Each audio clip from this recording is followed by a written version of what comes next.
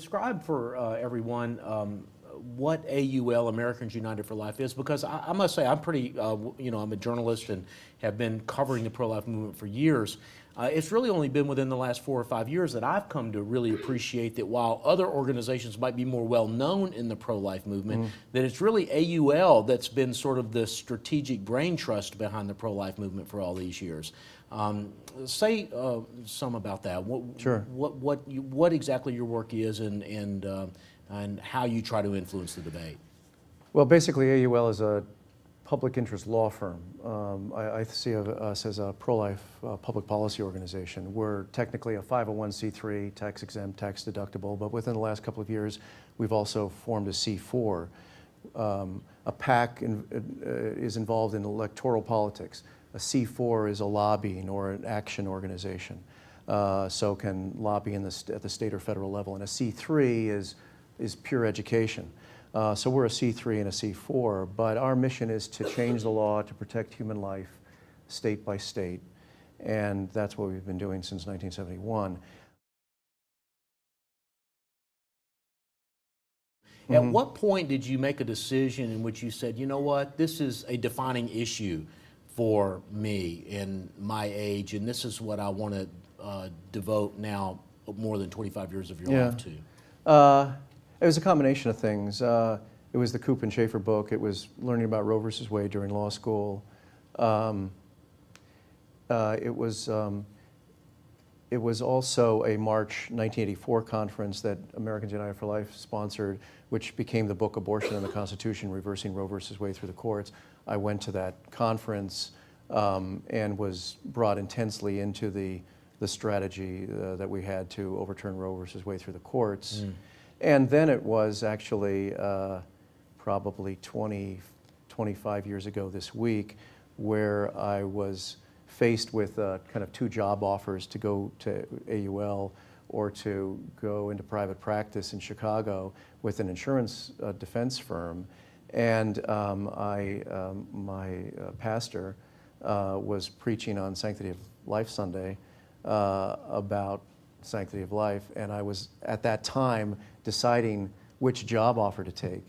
And I could have made a lot more money with the insurance defense firm, but it became clear to me that my passion was with our work in the sanctity of human life. Right. And I feel very blessed over 25 years to have combined my vocation with my avocation. I've got lawyer friends in Chicago who are about my age, graduated from law school about the time I did, who are in private practice, and they would like to retire tomorrow. I mean, they're not, we're 50 years old. They could work for another 15 or 20 years, but they'd like to retire tomorrow because they're fed up with private practice and fed up with what they see as unfulfilling work of private practice. Sure. And I could have been there. But the work at AUL is still very exciting and very inspiring and spurs me on to continue the work. As a political virtue, or prudence as a political virtue, I think it comes down to 4 questions which we don't think about often enough. And those 4 elements are good goals, again, pursuing the good in politics. And here's where the element of moral principle comes in. Secondly, wise judgment about what's possible in the circumstance. And that brings in the understanding that we live in a fallen world, a world of limits and constraints. We can't achieve the perfect in this world. It's hubris to think we can achieve the perfect in this world. So we have to have an acute understanding of what's possible in the context of the constraints that we're working under, whether it's this congressional session or this election campaign or this decade even. Third, are we connecting means and ends? We've got all kinds of ends, desires, goals that drive us as religious believers, but do we actually harness the resources and the means to effectively achieve any ends? Or are we just always talking about goals and moral principles in politics?